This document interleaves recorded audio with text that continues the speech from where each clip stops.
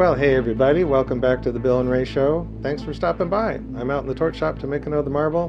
Gonna make a fumed element that's gonna be lining the inside. So sometimes I make one that it's all about the core piece. This is kind of a core piece, but it's really gonna be the side show, if you like. First thing I gotta do is make one more stringer. Got a lot of stuff laid out here, but I need one more stringer that's going to go on the back side. Just thought I'd run through doing this kind of mundane work, but the day starts off doing a lot of prep work, and this is one of those steps. Tag on a handle to a new color rod, start pulling it out a little bit, try and get our heat going on that shoulder. Kind of gauge the size of stringer we want.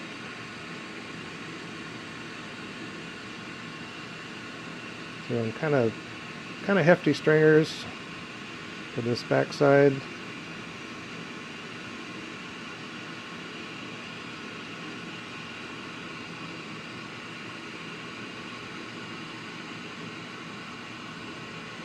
Try not to get it too lumpy bumpy. And get a good length here. I can cut this off here.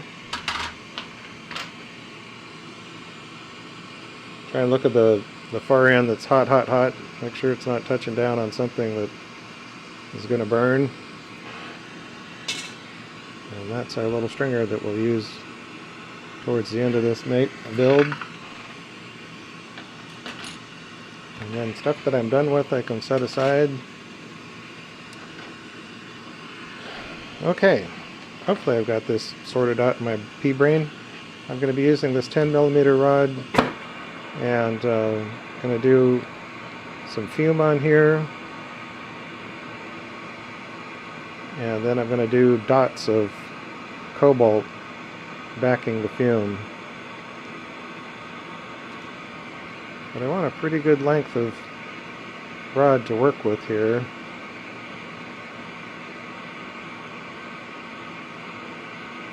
It's always a little dicey trying to work on a length of rod, and then wherever it transitions to the cold side can get a little grumpy and sometimes crack. Depends on how good your rod is to start with, I guess. So it started drooping a little bit there. It's pretty hot.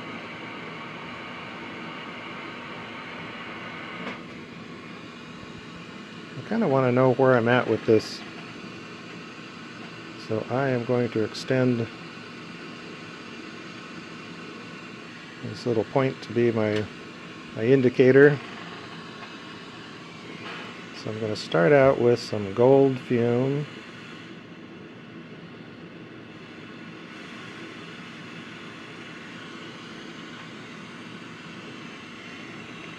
And we'll get my little indicator facing me.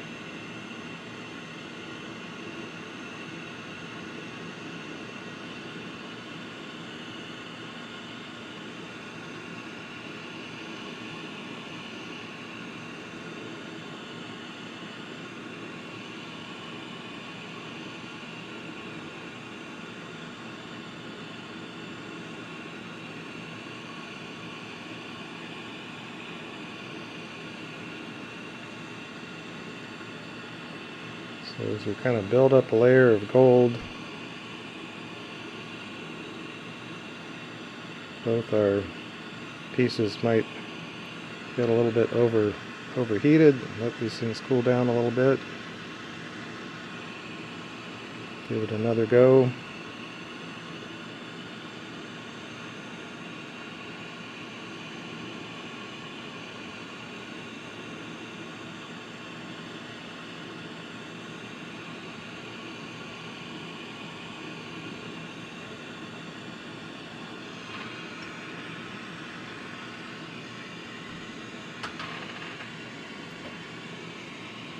Okay, then we've got our gold on here, and we've got our indicator so we know where we're clocked at. Now I've got a kind of a thick, I pulled out this cobalt rod to to a thick stringer, and we're going to apply dots. First I should settle this flame down a touch.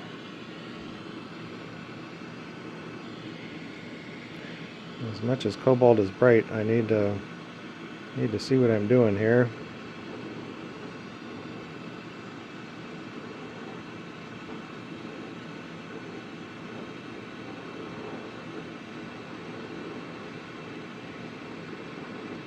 So we're going to do a series of dots. Okay, we're a little shaky here. Calm down.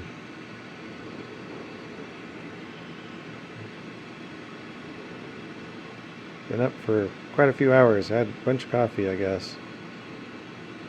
Not making very consistent dot range here.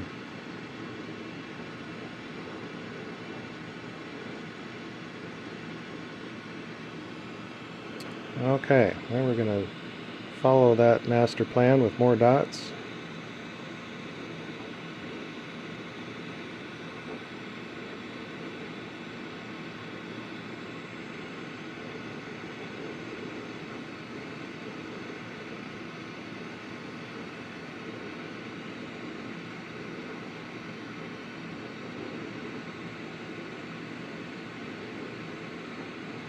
So yesterday I did a kind of a practice run with this build up, and I just used clear. In some ways clear is a little easier for me to make dots because it's kind of more, the feel of it seems more familiar. Okay, so we got a few dots set down on our pure gold. Then we're going to go to the other side, put down silver, and we're going to kind of run through and kind of burn out that spilled over gold just a wee bit.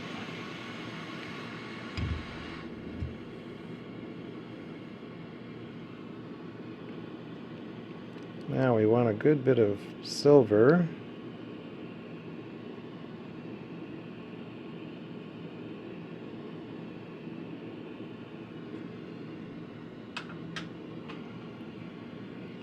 And we're going to continue our progress with the cobalt dots. So the variation on this would be to do dots of some different colors backing the fume.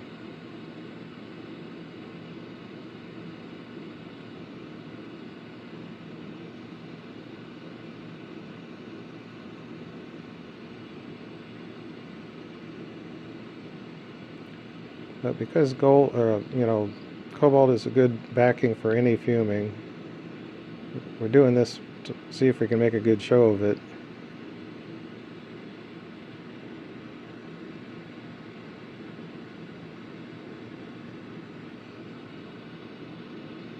Boy, it's a little shaky here. Sorry about that.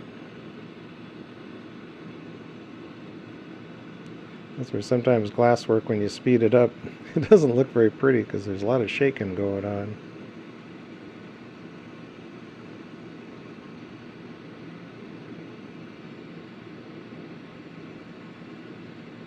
So trying to make a minimal disturbance to the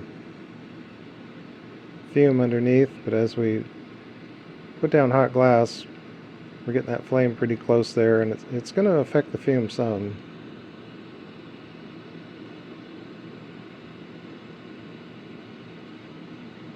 Lots and lots of dots.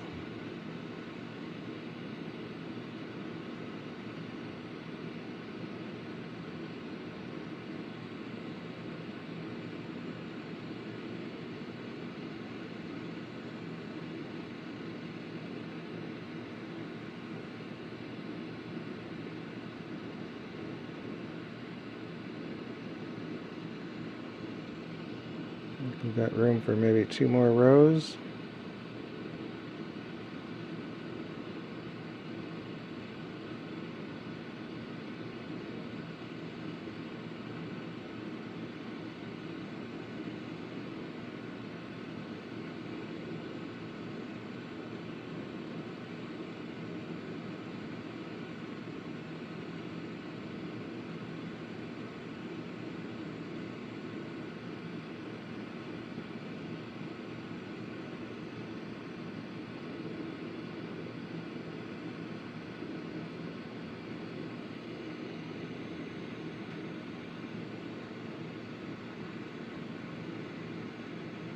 So I try and do a bunch of the setup prep work beforehand and then dive into this, and this is just kind of a one take kind of video.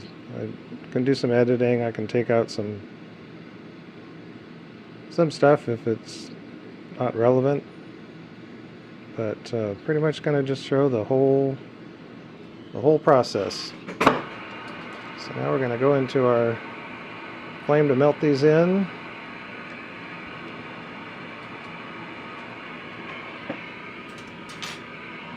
And kind of heat this through. And across my fingers I don't have a cracking issue.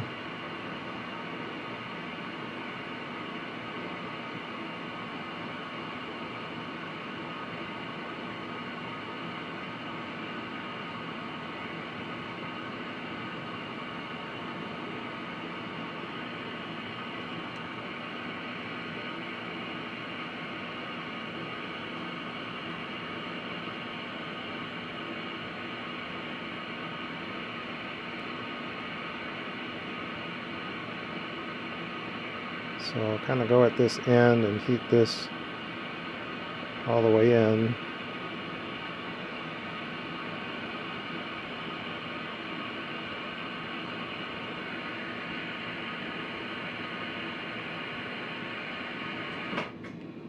And I can attach a handle. Oops, did I lose it?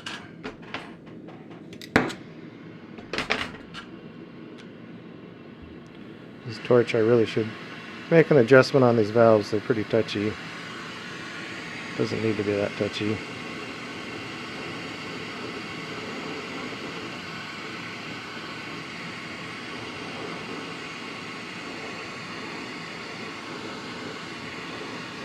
I did that process on my cheetah torch. It's got a lot of hours on it, and the valves were getting pretty loosey-goosey.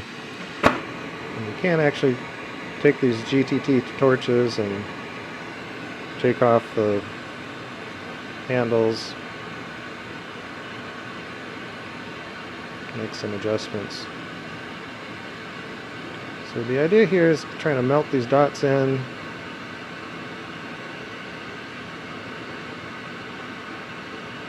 burn out some excess fume, which may or may not get all that cleared out. I kind of pretty heavy with that silver in particular. It doesn't like to burn out too well.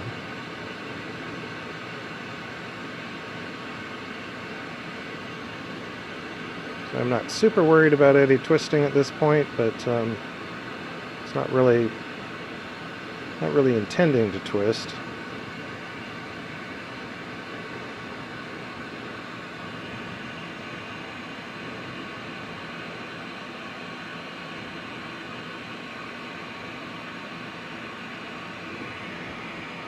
We're kind of condensing these together.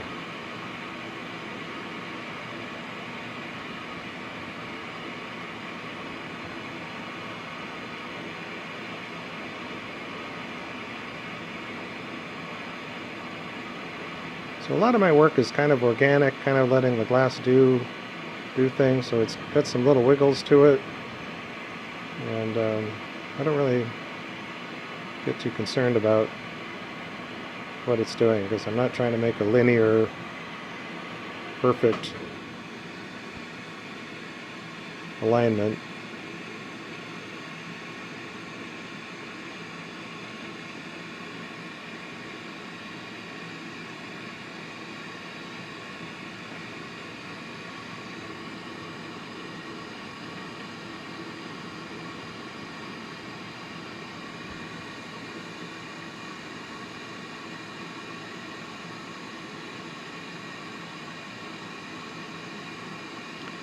Now at this point, I can kind of consider making any little tweaks to it that I want to.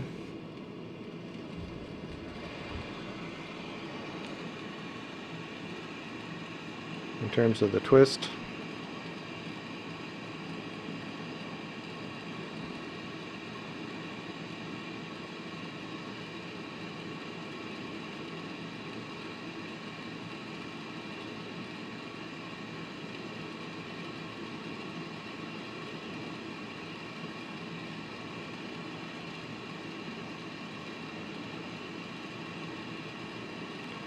I'm kind of getting this twisting in one direction.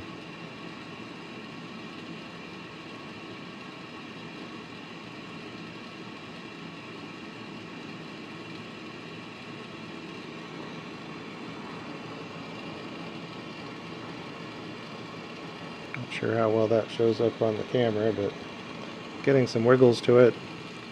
Then I'll do it the opposite direction, and this other end.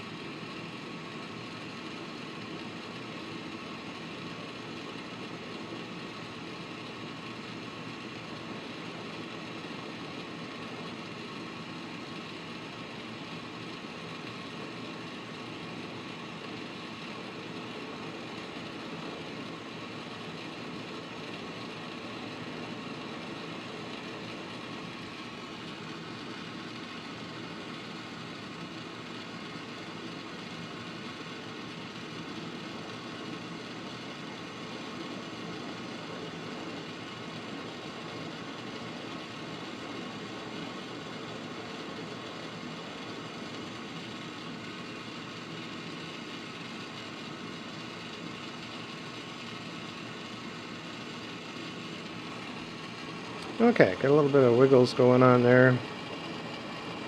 Now I'm going to cut this end free.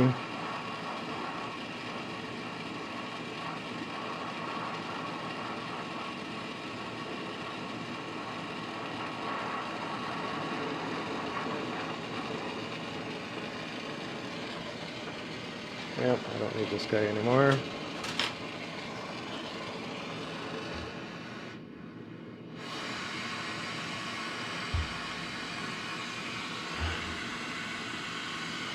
So, as you might guess by this point, what I want to do is have this be a lens and look into this front side.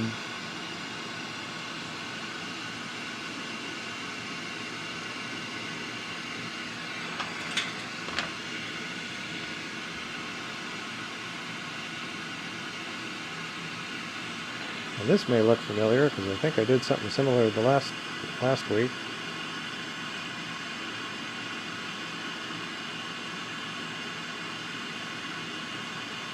So I get kind of an opening, kind of a lens there that I can work with.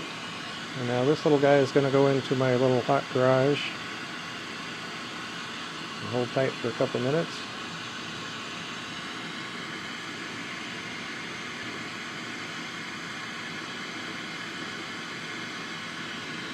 While we get this guy going.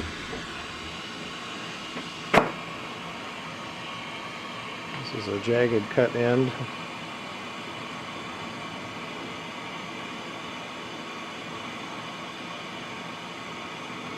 Try and warm this up and clean it up.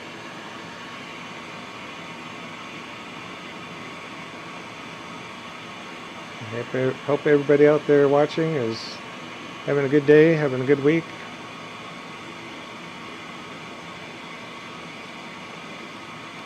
Trying to stay joyful, stay chill.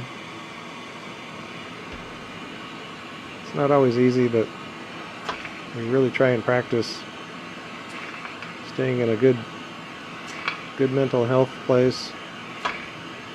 Sometimes you need to acknowledge stuff that's not so pleasant and let it go through you and kind of recenter.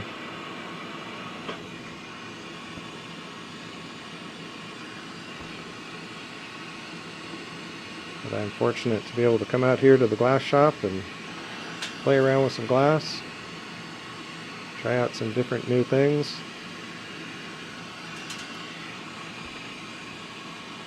and share some of my day with you all.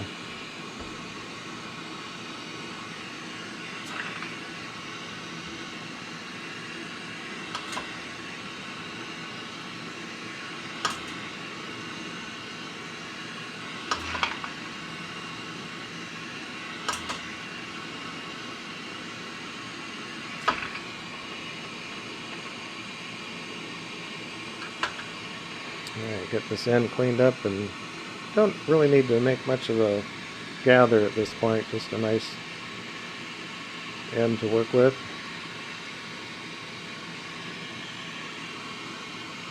I got the His and Hers Dragon mug out today. All artwork that Ray has put together and available in mugs and t-shirts and all sorts of things. Good stuff.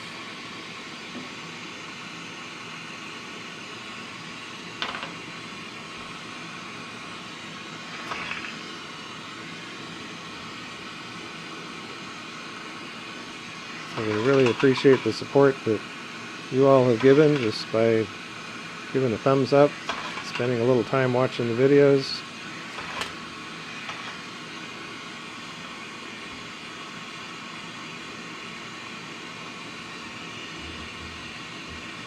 Okay. Roll this for a minute and get it to kind of center up.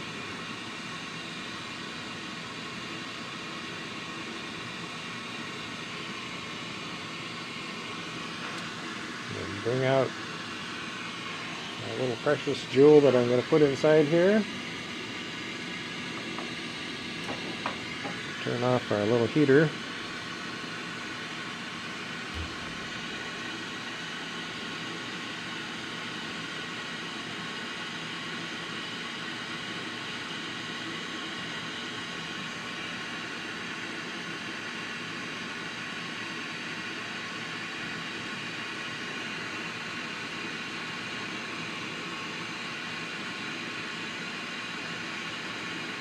So we're going to join these two pieces together.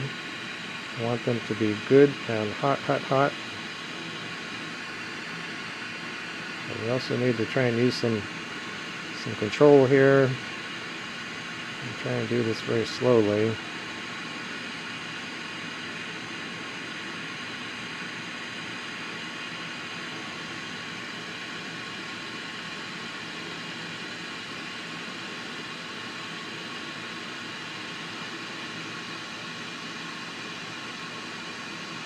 They look pretty good going together.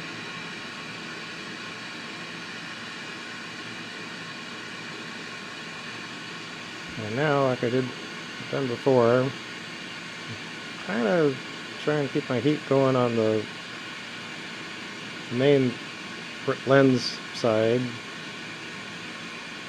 I don't want to push this together too aggressively, but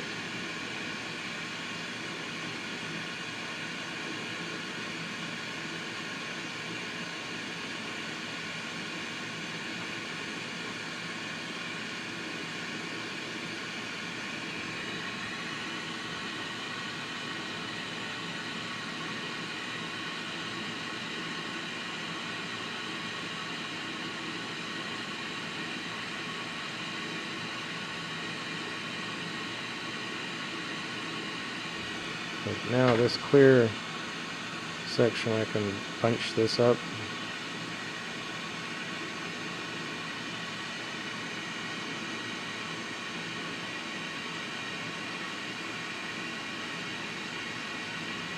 And do all these steps just kind of slowly, methodically.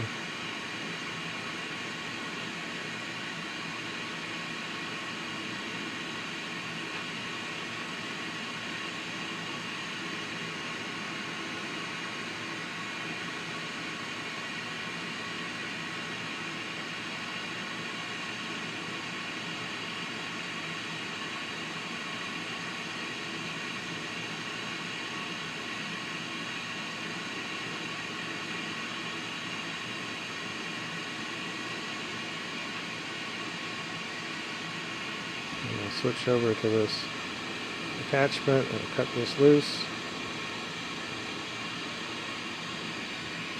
Now we need to get this to settle down.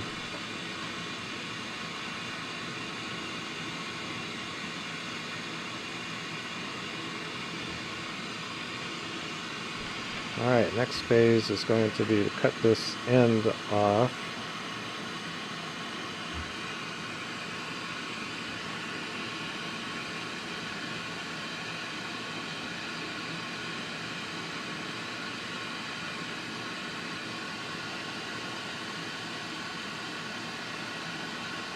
We'll angle this down.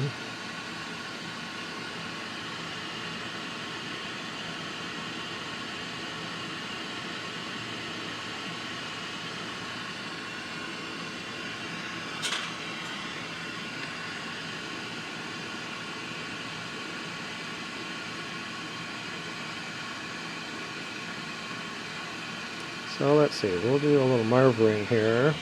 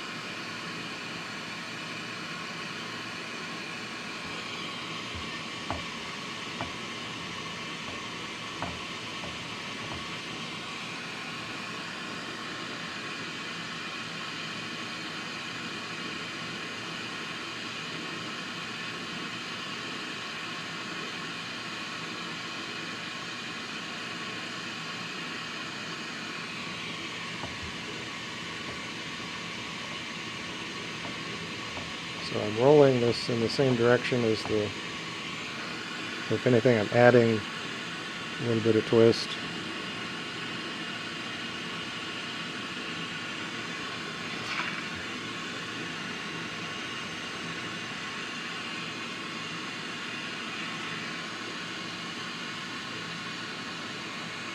Now I can heat up kind of a bigger bit of this to get our cone shape kind of fixed up.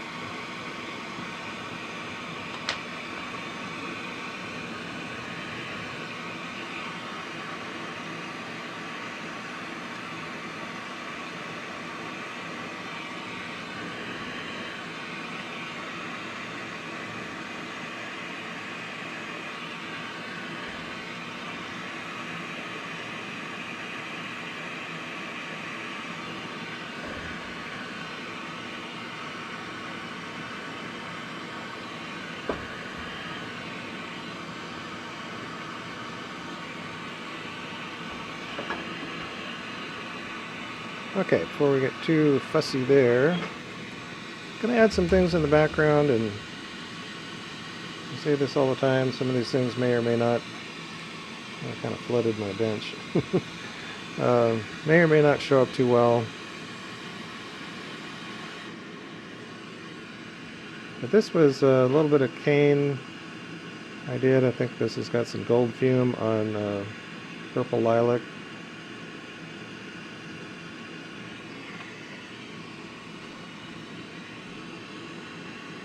Wind up with a lot of little leftover pieces. So when you're not sure if this is going to be really seen anyway, well, it will be seen up here at the top.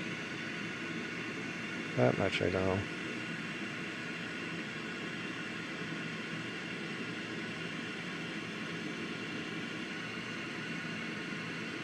And because I don't have very much of this, that might be all I really am able to do with it.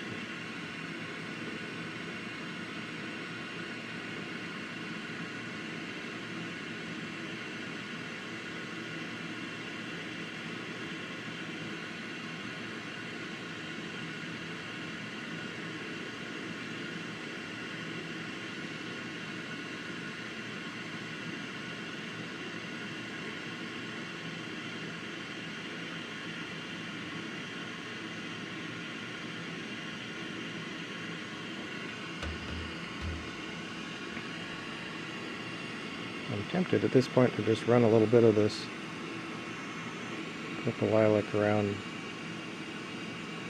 by itself.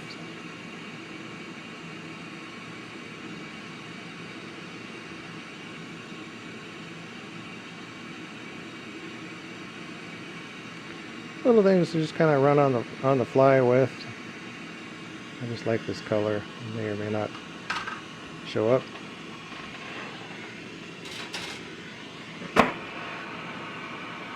Okay, now we got to clean up our shape here.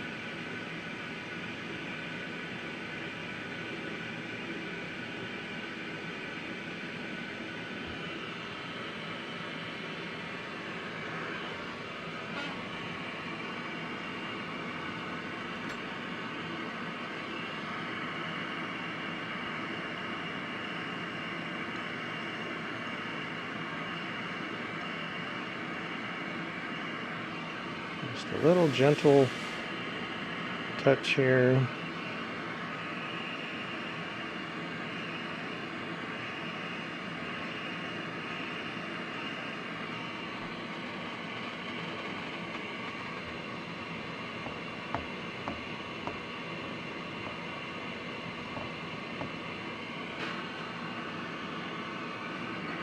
Well, hopefully that had some interest one way or another. Okay, we're going to do some frit. This is going to be some blue spruce.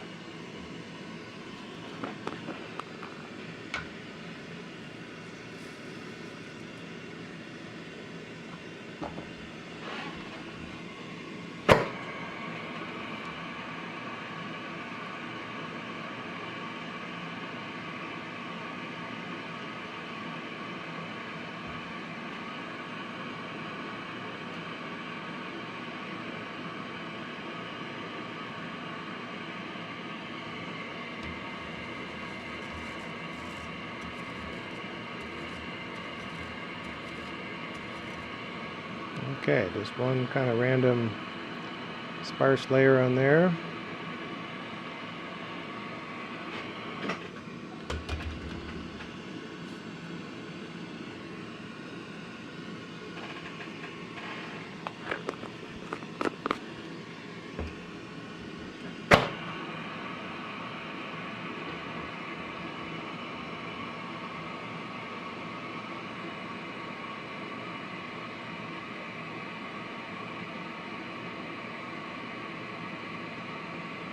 Get kind of a speckled pattern.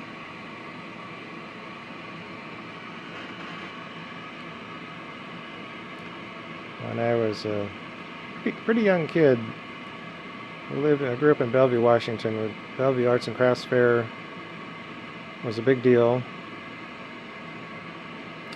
And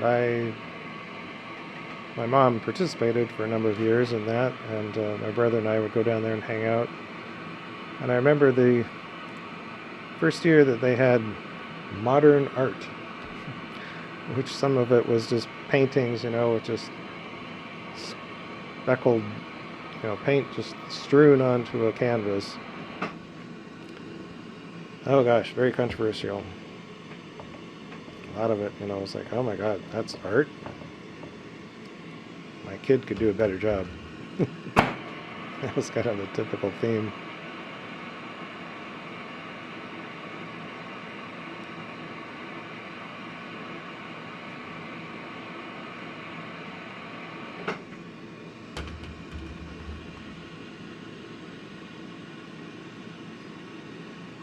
They'd have, in the parking area, there was down between the parking spaces, there was kind of a raised curb area, and that's where they would put these rows of all the 2D art, all the photographs and paintings. Probably not much photographs back then, but we had a whole row of all this new art. It was pretty wild. Got people pretty freaked out.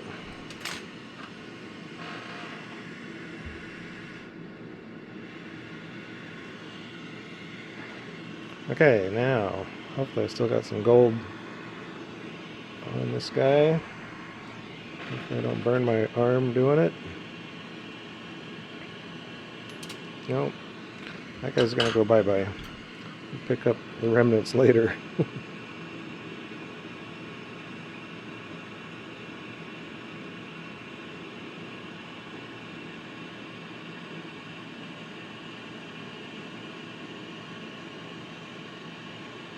That's why I kind of keep several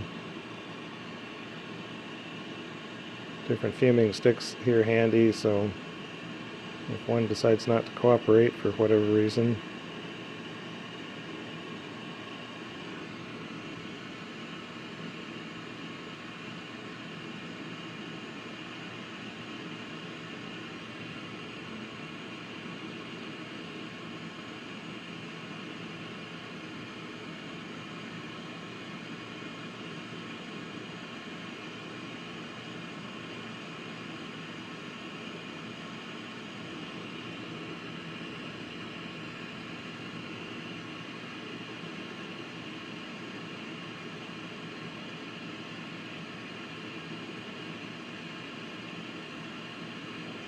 Alright, well, hopefully there's some gold on there.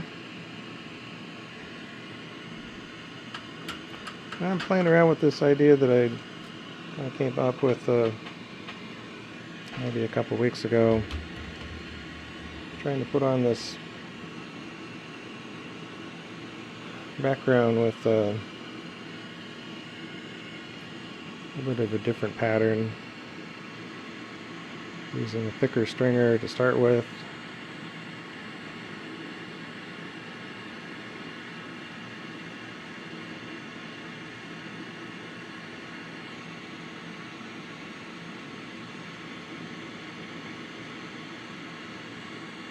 I'm just going for a little space.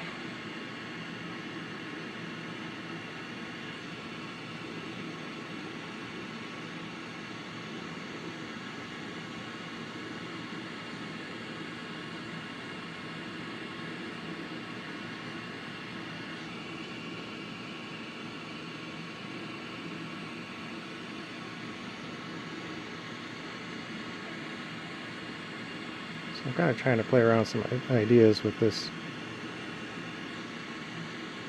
spiral concept.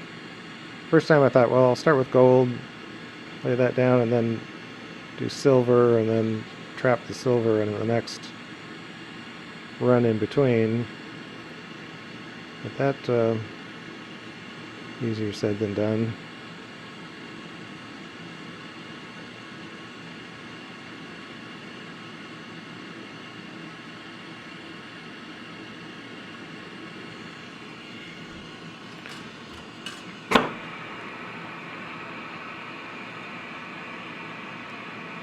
So this time, I'm going to try a little different deal.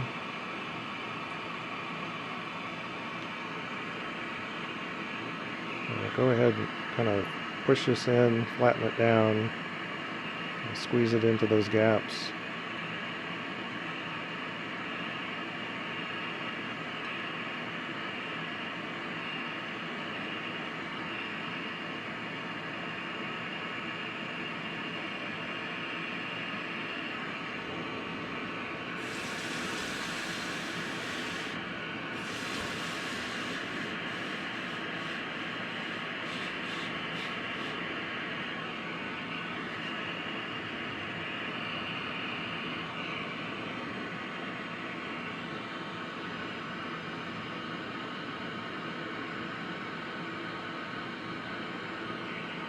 Alright, it doesn't have to be all the way down. I'm going to come back and try and fill in those gaps.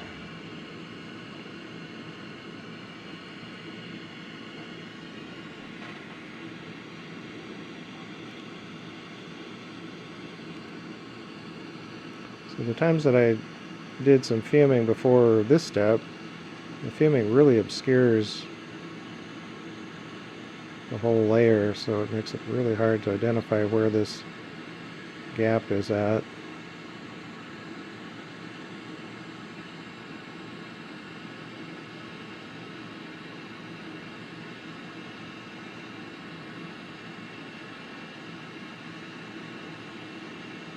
So I wasn't really digging the anxiety of flying blind.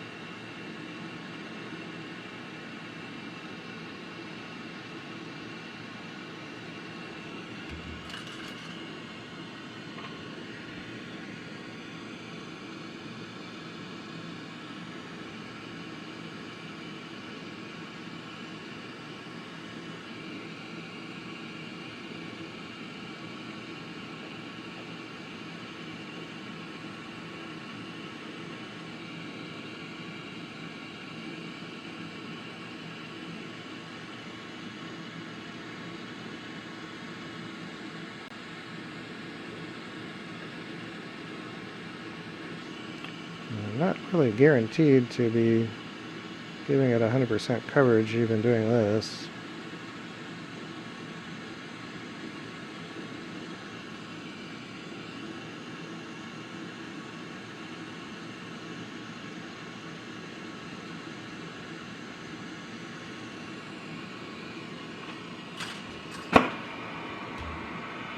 Okay, coming together. So yeah, this is basically a marble where you see just the inside wall with effects that kind of on the interior wall. Instead of having a bunch of stuff in the core, sometimes I like to have kind of both, a two-tone thing, one element in the core and something else on the sides. But with this build-up that I did, it doesn't really give an obvious, easy way to put something into the center of it. But that can happen too. There's always a way to do something different.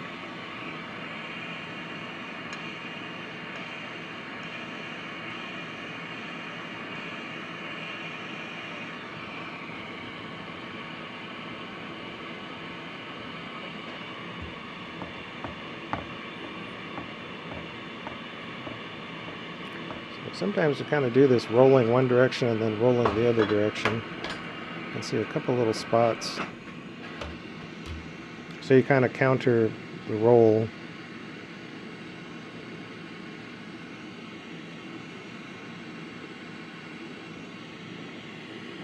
Probably not necessary to really fuss with filling these in, but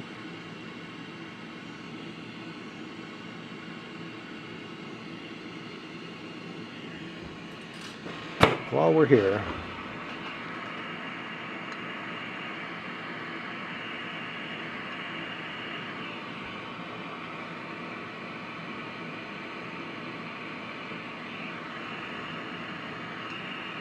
so some of these marbles, like right now, I'm not trying to give it any twist.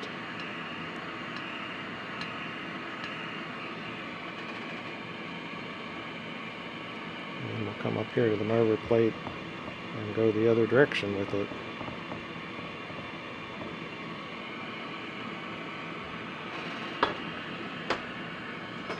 Alrighty, moving on.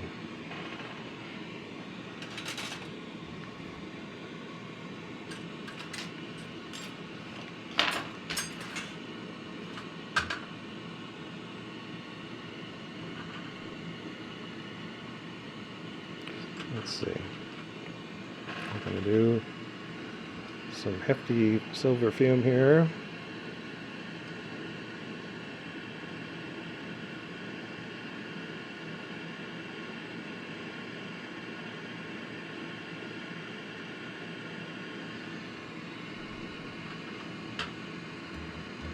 Trying to avoid getting too much splash over onto the lens side. That tends to kind of yuck up, make further down the road a little harder to clean up. So we're into the backside fill. Turn the cone into a hemisphere.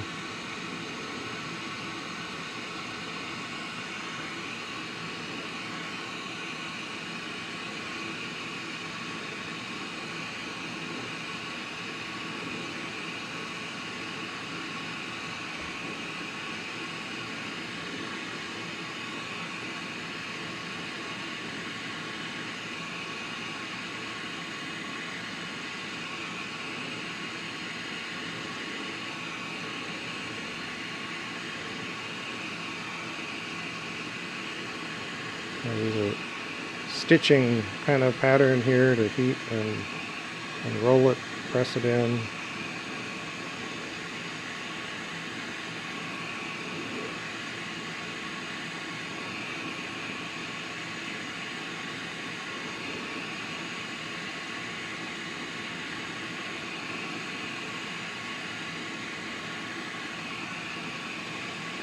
This is all filler glass. It's mostly hidden, so it's not too critical.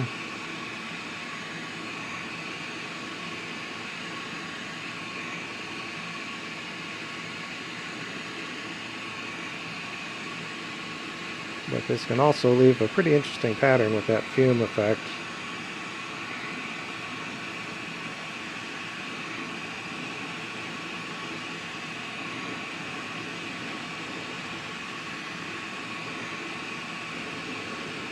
Each one of these little maneuvers kind of becomes a separate little scale.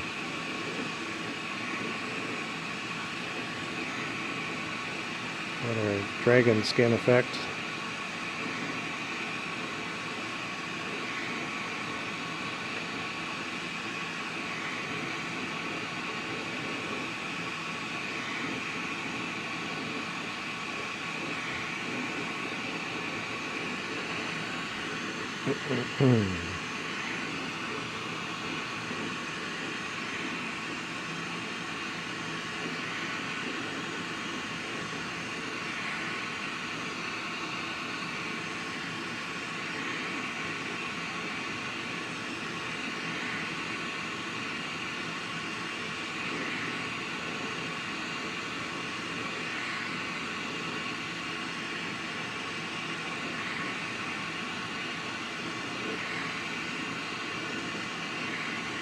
We come up to this edge. We don't really want to get the clear over the color edge. We want to just get right up to it.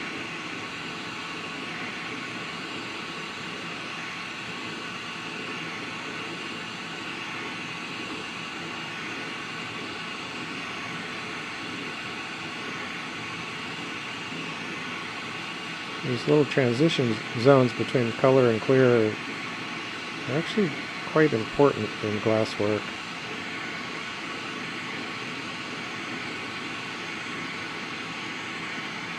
And color on color, dot patterns stacked together. Boundary can be very important. So after that first kind of cover things up with clear, and we'll work on this edge.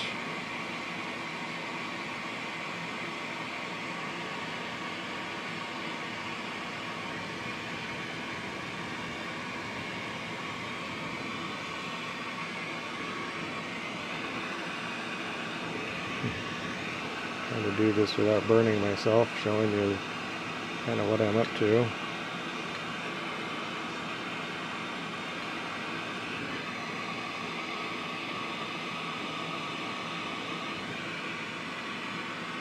So kind of cut that edge in, and then on this other end, we don't want that clear to cover over that point. So as we heat this up, we're going to push this edge back.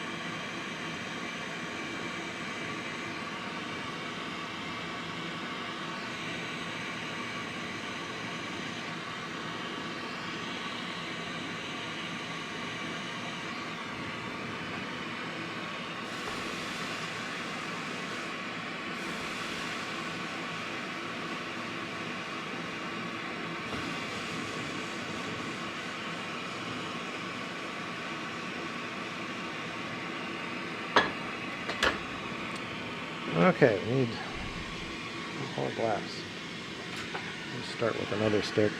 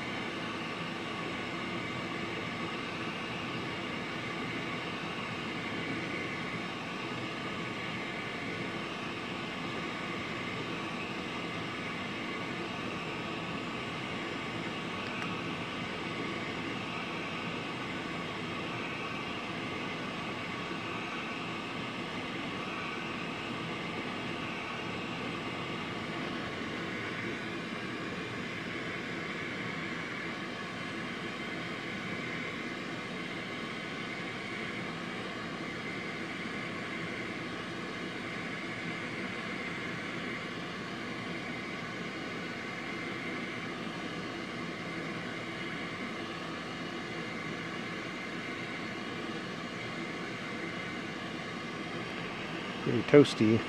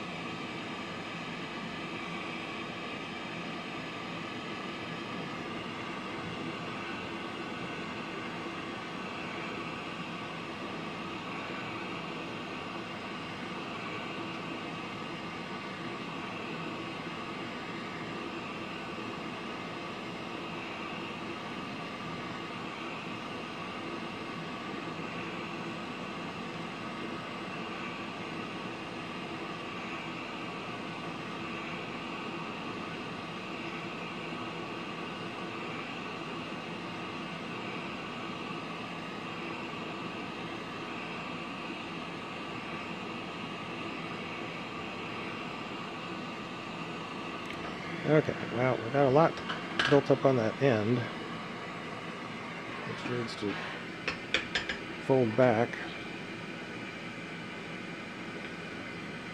Just going to get this to an angle where it'll hopefully do that to some degree.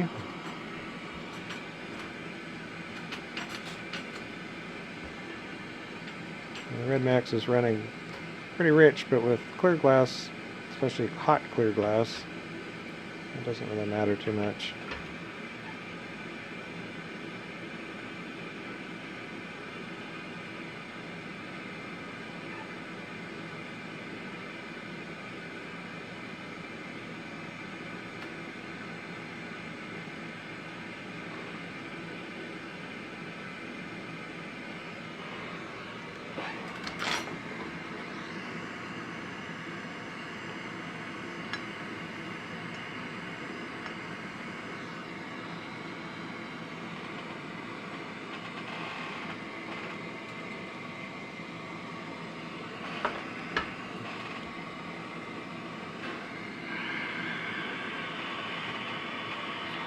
But try and speed this up, crank this up.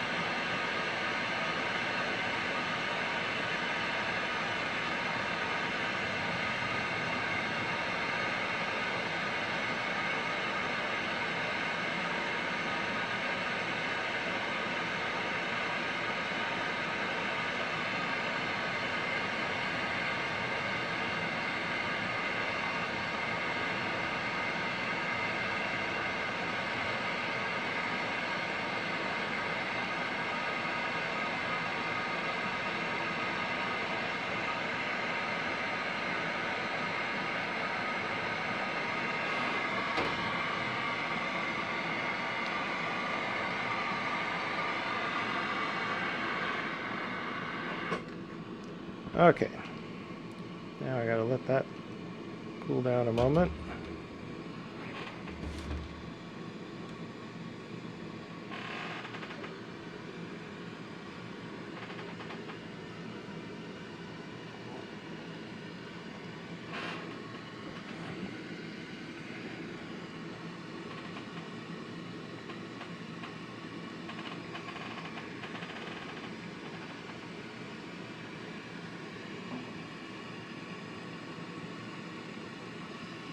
Okay, we got some backside color to put on.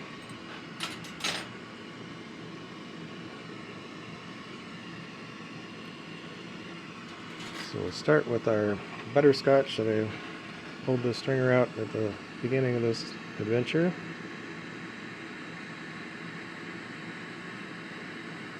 Again, go along that edge, but don't go over it.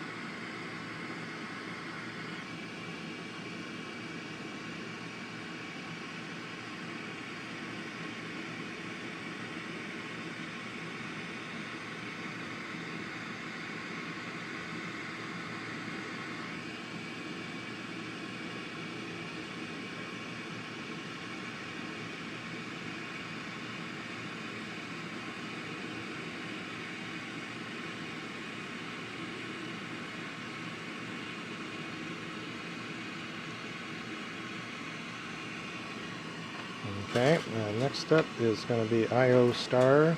I've been really liking this color lately. I got this years back. I don't know when what era this came from exactly, but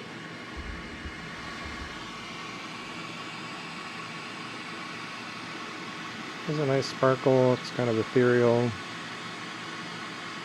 I think this is a good application for it.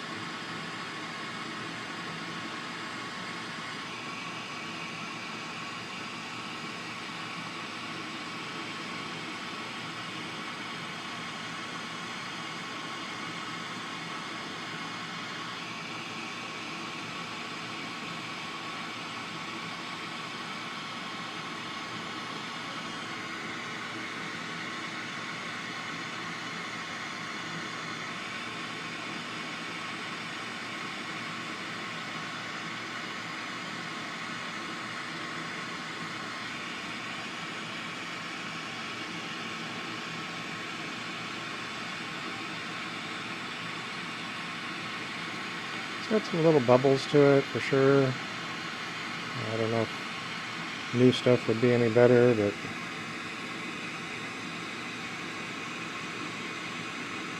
a lot of those will kind of work out on their own.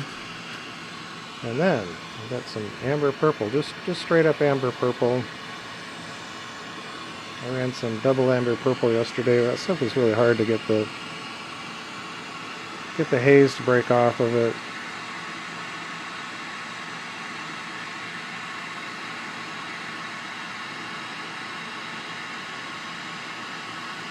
I had a question the other day about doing amber purple on the inside of the marble and getting cool colors, and if any of you all know how to do that, let me know. Every time I've ever tried using any of the silver loaded amber purple family inside, even in the little pendants that I've done, kind of little floral,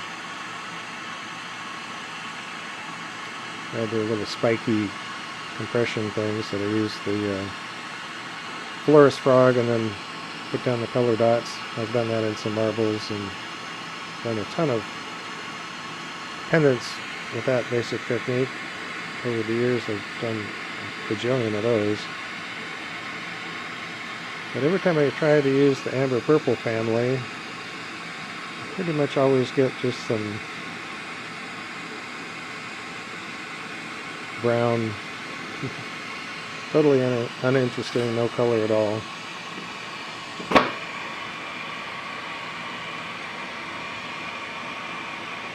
Because that silver content, it needs to go through a heat cycle, and it's kind of hard to get it to go through that full heat cycle with a solid piece, because by the time you get it that hot to chase out the haze, things are getting pretty wonky.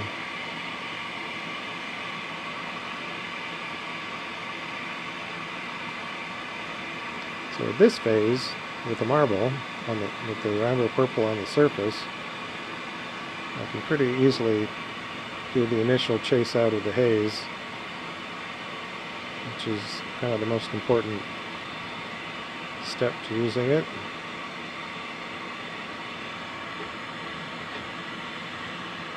Before the marble's done, it's going to transition back and forth between color and clear and different states in between. And my attitude with all that is I'm just going to get what I get, and the kiln cycle will affect it some.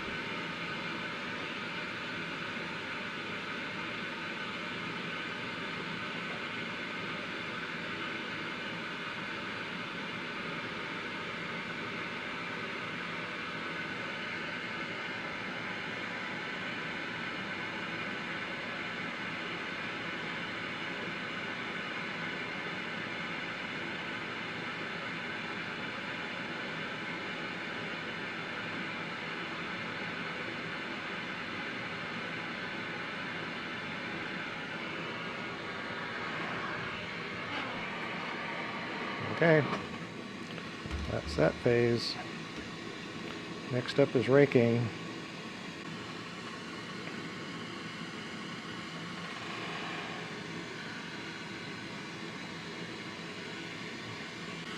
Alright, dive into it.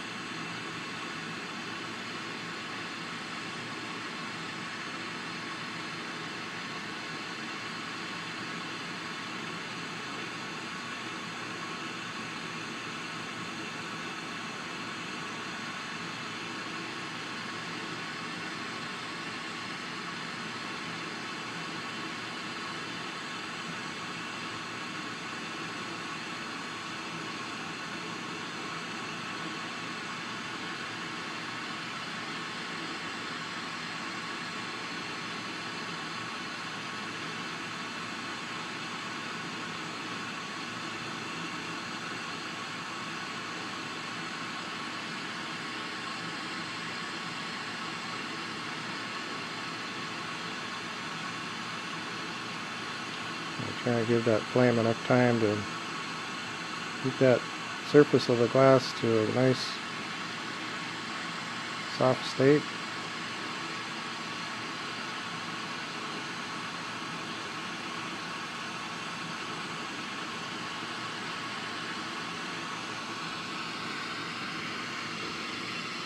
And switching to this back side is kind of the same thing. Got to pause here for kind of a moment.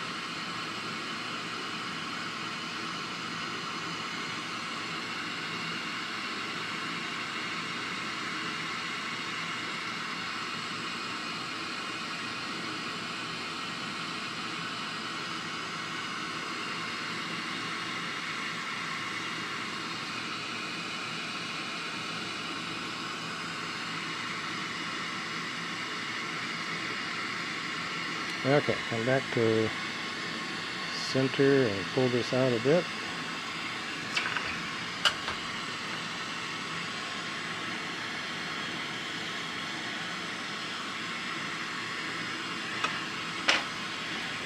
And flatten that down. I think that went real well.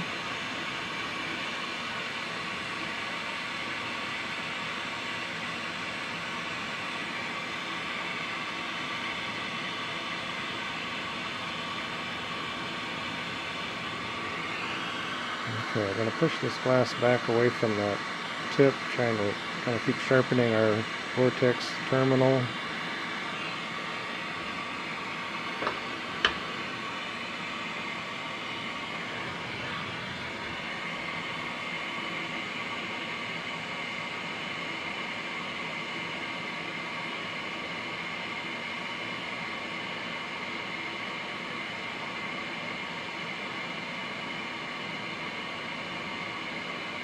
Don't see any real significant bubbles or problems here.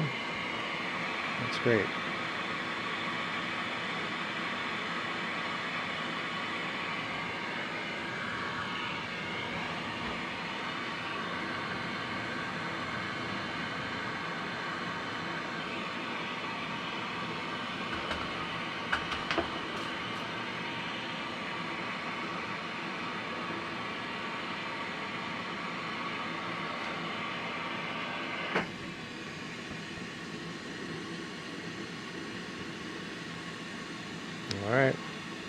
Time for first punty.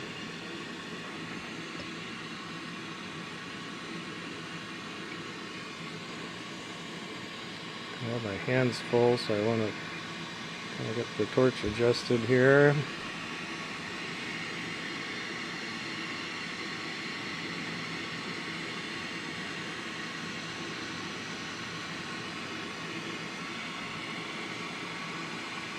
Good hot seal there.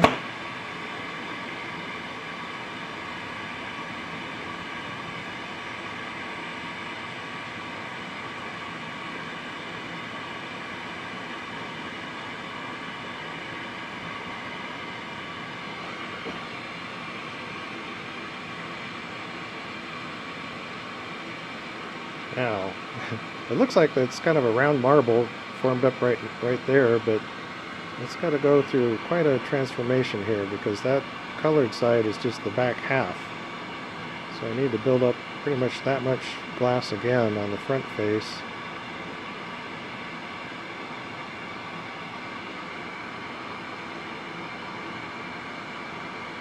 Which means pushing that boundary between the color and clear, expanding that out to become our circumference.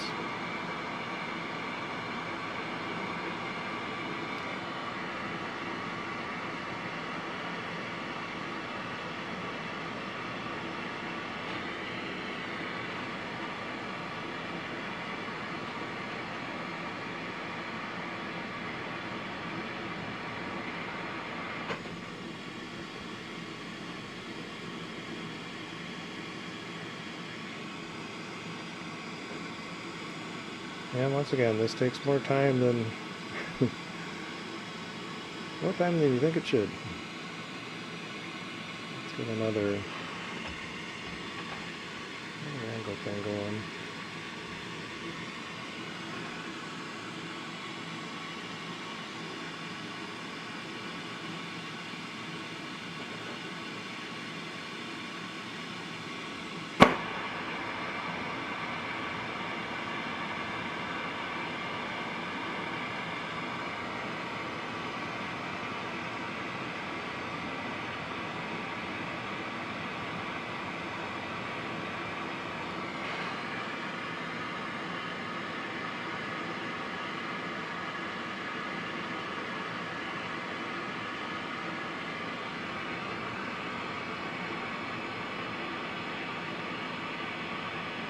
So in addition to melting in the clear from the feed rod to build up the lens, I'm also needing to get enough heat into the rest of the marble to balance out the overall shape.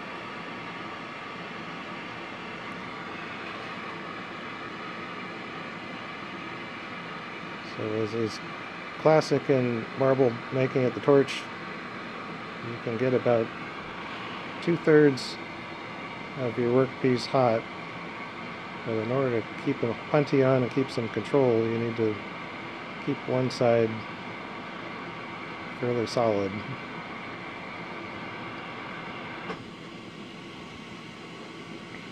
At least that's my experience.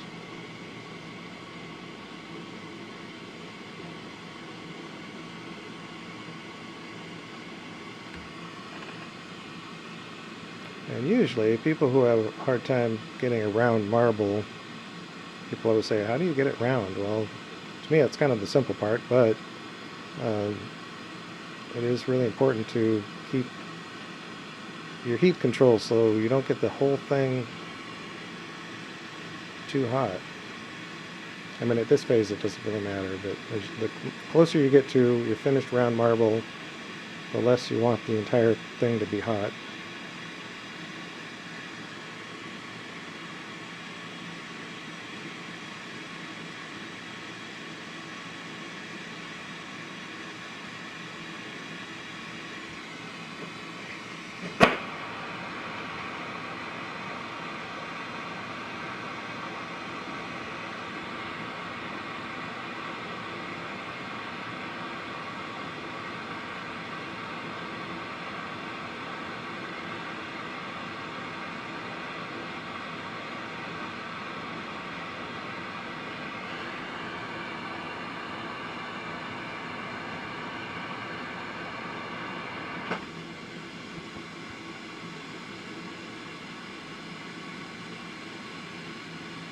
Okay, once I get just kind of tired of building up glass, go to our roller.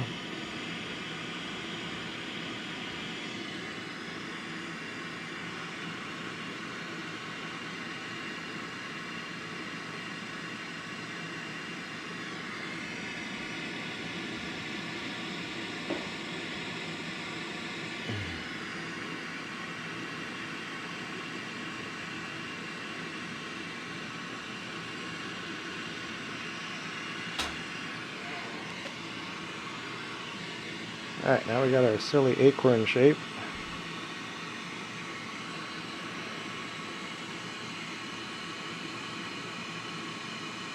We'll come along this edge and clean it up. So you want to clean up some of the colored frit that spilled over that edge, but also the clear glass along here is where it's the most affected, bunched up remnants of fuming and stressed out glass.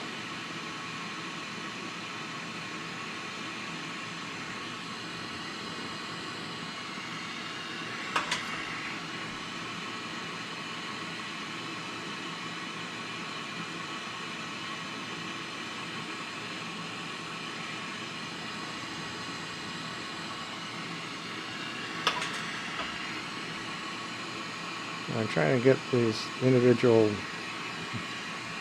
holes off here with tweezers, get it really hot, hot, hot, so it flows nicely and you don't have to pull on it too much.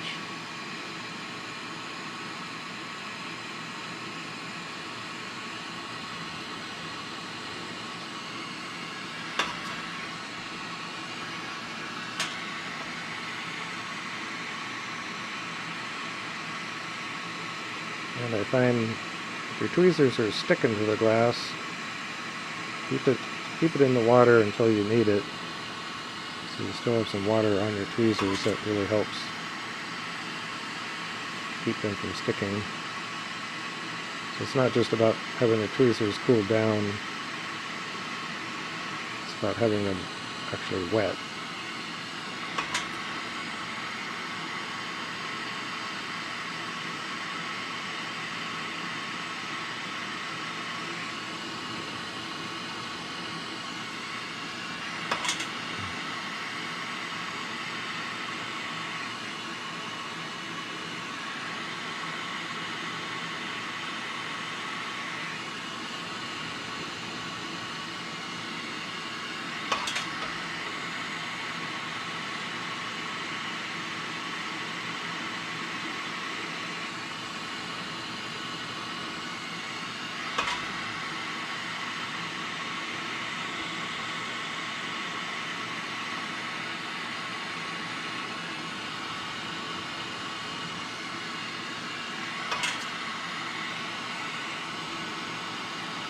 In some of these operations you can get a little bit of highway hypnosis as to where you are in the flame, but you want to try and stay off of your torch a little bit.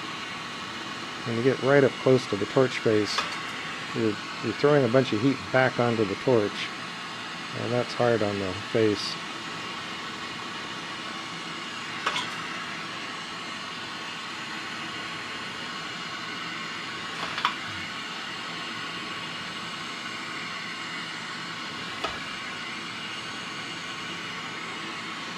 Okay, we kind of tuck in that last bit. Now, like I said earlier, the clear glass doesn't really, especially hot clear glass, doesn't really mind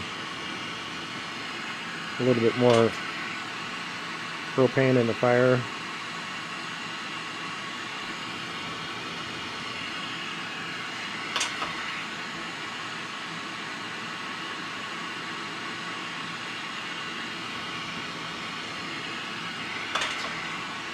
And ideally at this point I'm getting the glass actually hot enough to where I can see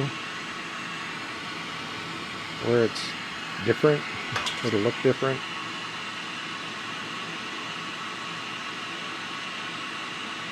You can actually see the skin, the glass on the skin will look different.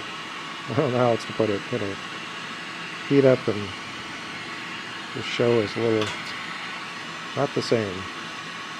This layer is not the same as the other.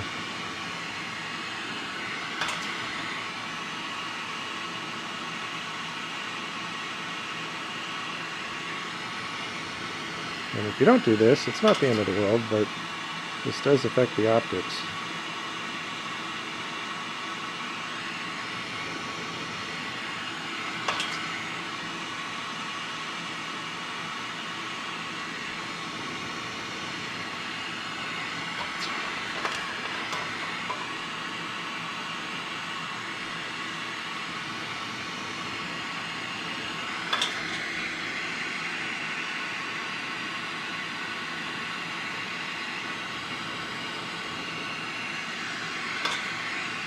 This front face is, you know, you're making a lens, and a lens is an optical device, and if that lens has imperfections in it, it's going to be visible. So the goal to me is to really minimize anything on the surface of the glass that's going to affect that optical clarity. Before I was doing all this glass work, I was doing some lapidary work with optical quartz, making geometric figures and so on out of optical quartz. So I got pretty picky, I guess, at that time in my life with making sure the quartz was truly clear and the faces were truly polished. Because as soon as you have a ding or a scratch or anything going on, it stands out.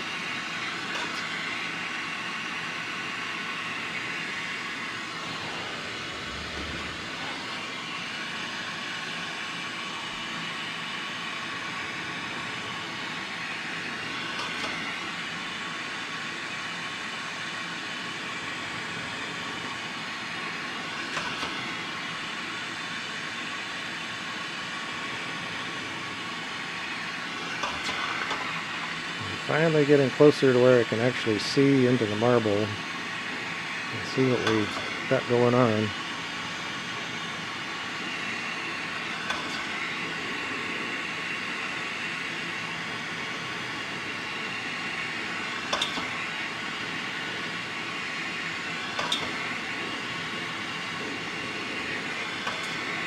And at this point all I can say is, well, it did go according to my general plan.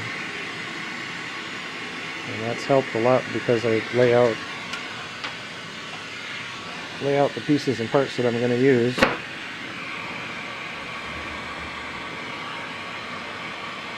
And just kind of think through it, revisit it right before I start. Just kind of think through this and that's going to happen.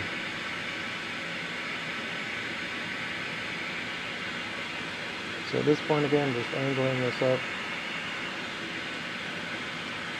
Trying to pump that heat, get that glass to round up, fall back.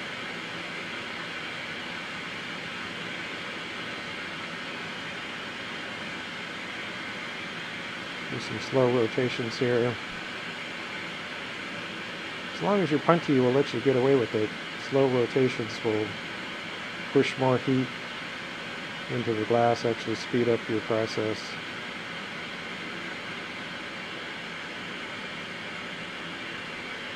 I don't do like cranking out production like I used to, but this applies, it's not even glass work, it's a lot of other manufacturing assembly type work that I did in the past with electronics and aerospace. It seems like if you slow down, you get more done. And I know that may sound kind of weird, but that's been my experience. You get more focused at doing it right and minimizing your motions or efforts that aren't the most productive. So I hit it in that elm arbor a little bit to just get that edge, that transition zone. kind of healed up.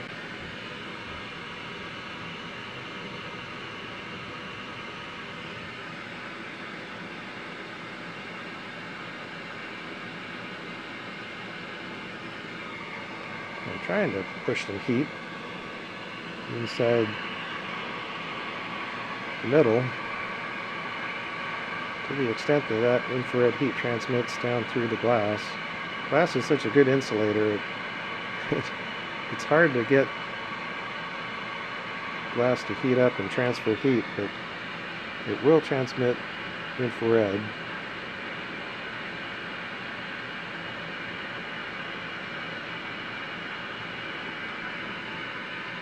To some degree. Okay, now we can get our first roundabout.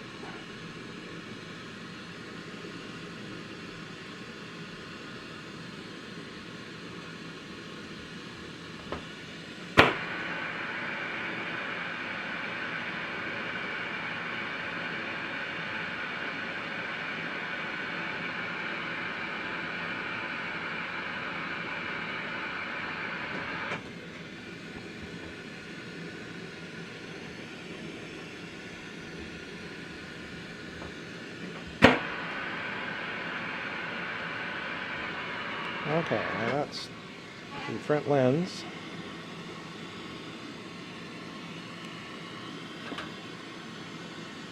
It's kind of got a little big. I could tear off some of the clear and make it a little smaller, but I'm gonna run with it.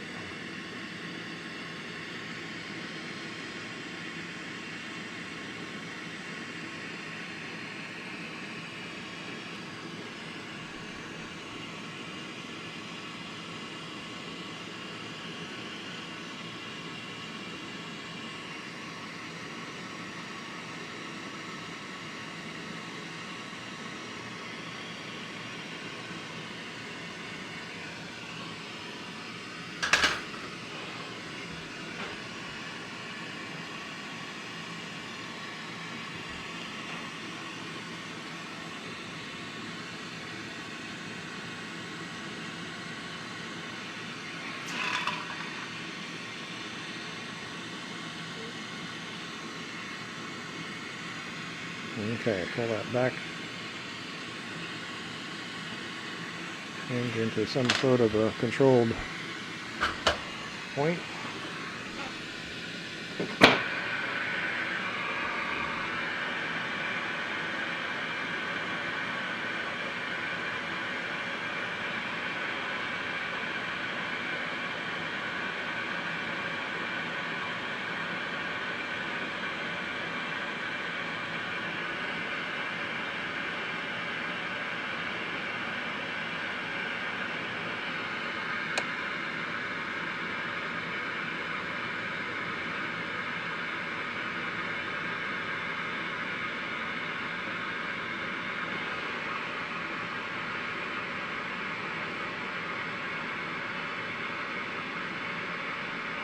Again, angling this up, trying to get this hot glass to roll back on itself.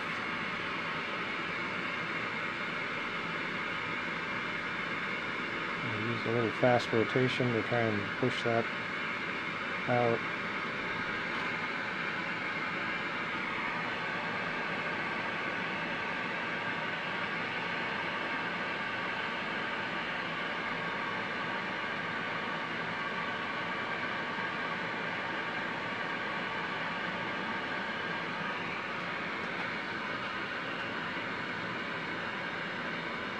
Okay, it's fairly wibbly wobbly. We'll get this in the marble mold kind of level. Give it a little bit of pressure.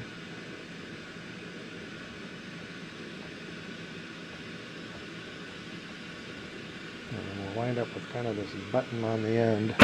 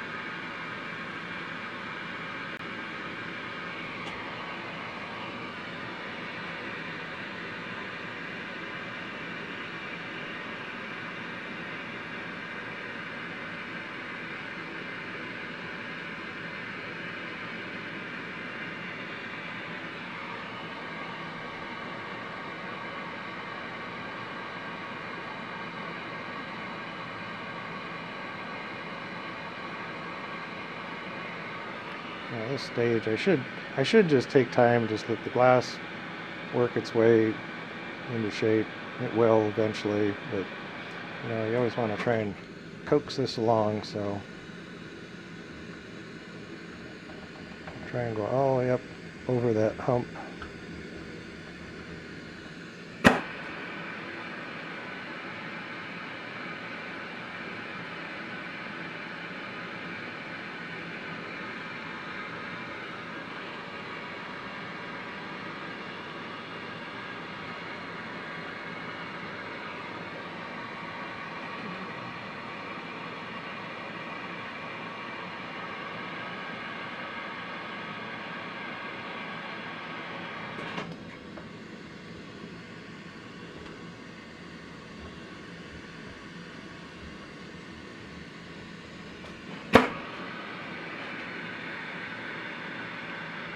Yeah, this guy got a little bit large, which makes it a little bit longer process to finish it out.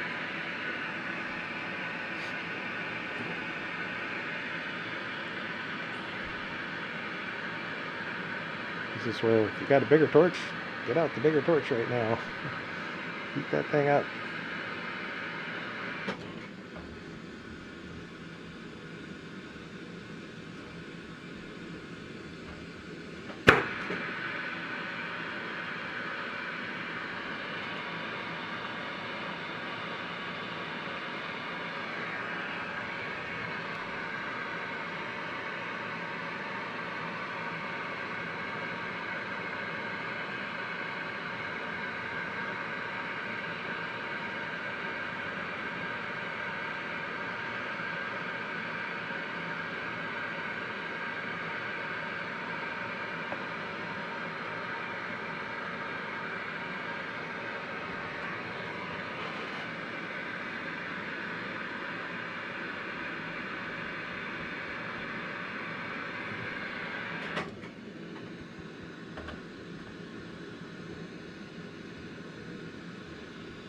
It gets out of control on your punty. You're just going to have to get it into the mold and get what you can get out of that cycle.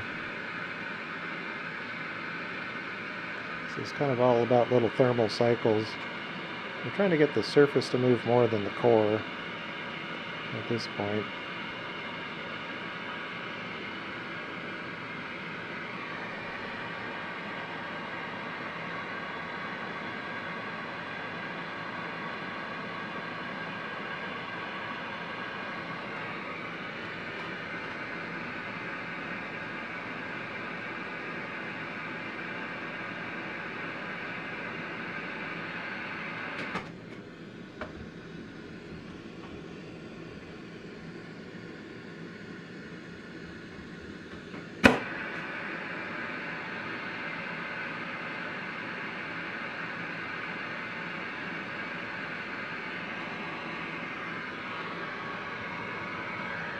Looks like we maintain some good depth of Vortex optics.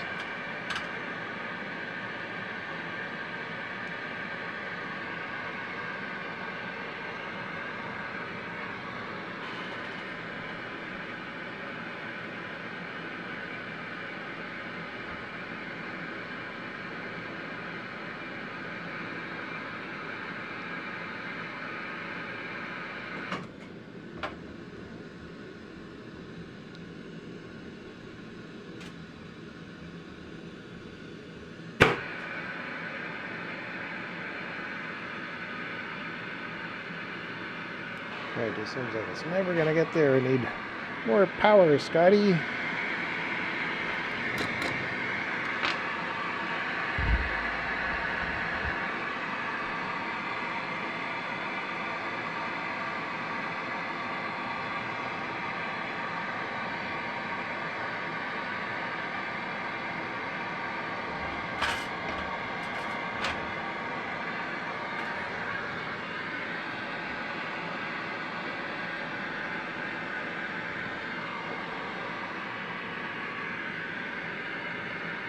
Also, where if you had a bigger oxygen supply than I have going right now, you could push that torch way harder. So lot of times the ultimate amount of heat you're working with is partly the torch itself, but it's partly, a lot of it can be influenced by the oxygen supply that you have and what pressures you're running at. I'm running at pretty low pressures because this is straight out of the concentrator basically, so maybe typically around 12 psi on the oxygen and 7 on the propane.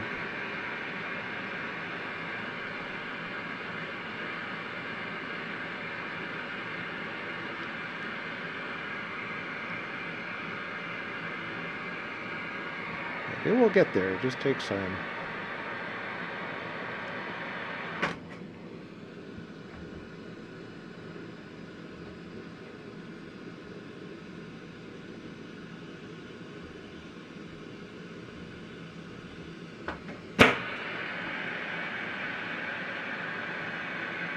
Okay, we are closed in on that gap.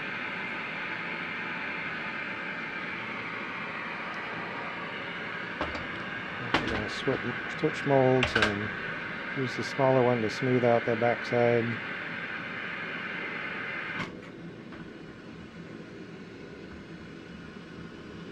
And kind of cool down the core. Kind of done messing with the core.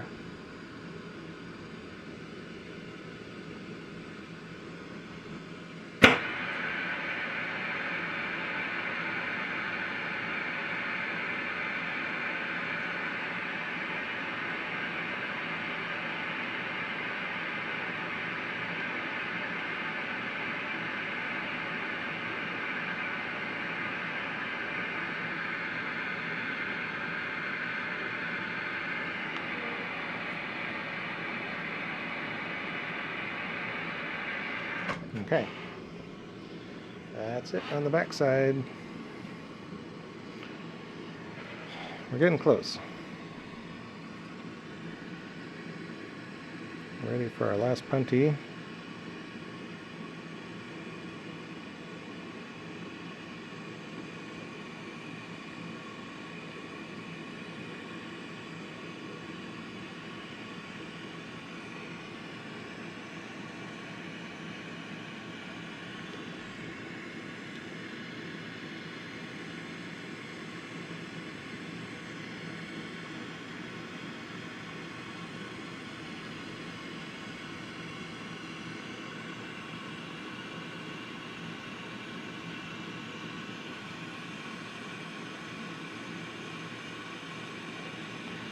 Switch punties here.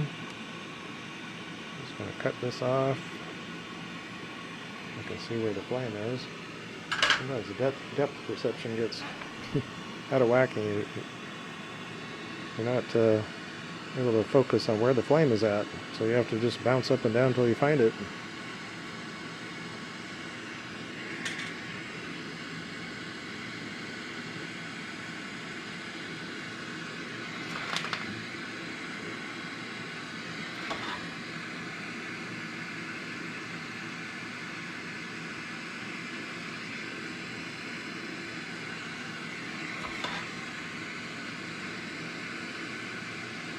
It doesn't look like I got the best color range out of the silver. I think I kind of overdid it, but it's kind of a test piece.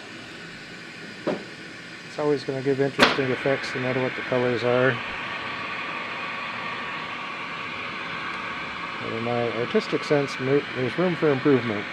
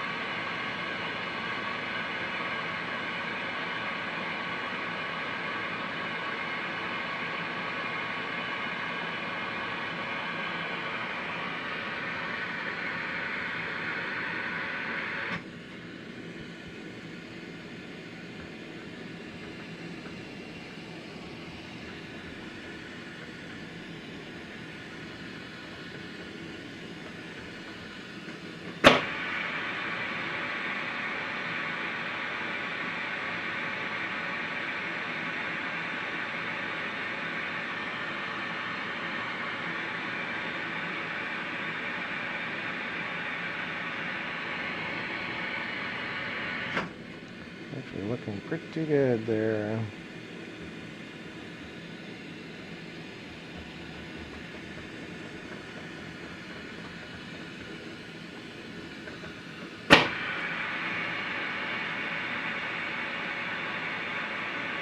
So now we're going to do just a couple temperature thermocycles to smooth out, particularly the very end of that face has got some wrinkles in it. But we kind of did what we could with the marble mold. Now we just need to use flame polishing.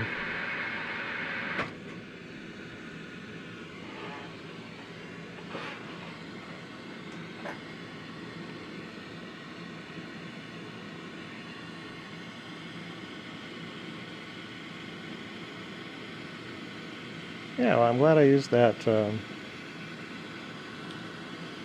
purple lilac. That added some really nice effects in the back.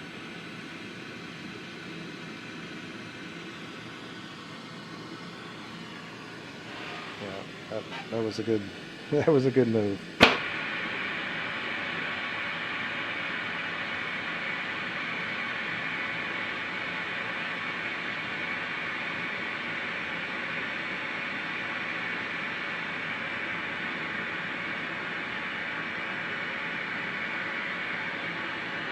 The layers behind that, not as sure how they're going to show up, but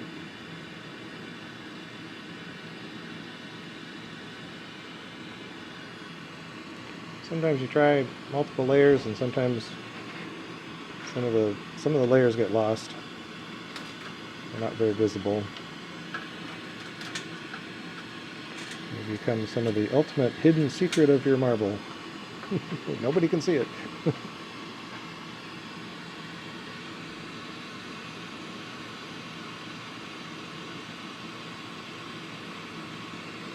But in general, the concept of getting all those dots lined out and then scrunching them together gives you a much more complex structure.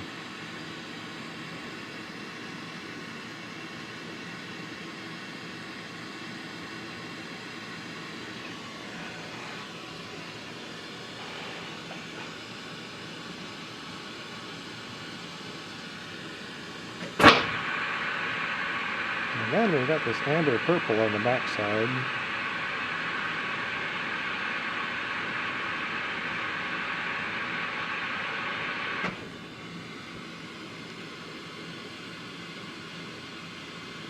Do a little bit of flame strike on that perhaps.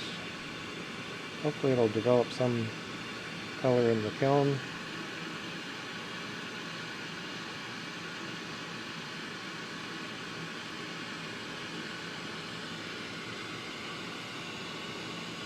Okay.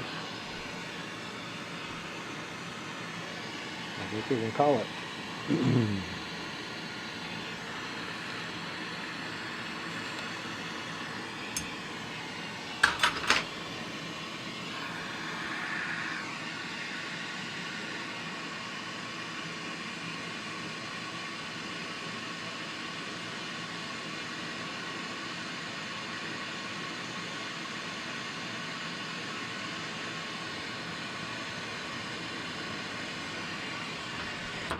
Okie dokie.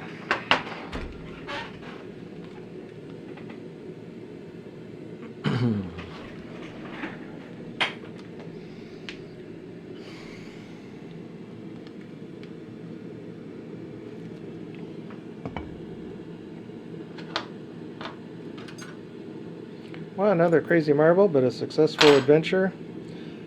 Anybody that's hanging out, watching this, I wish you the very best. Thank you so much for hanging out. Give a thumbs up. Leave a comment if you got questions or you got something to say about it. Don't be shy.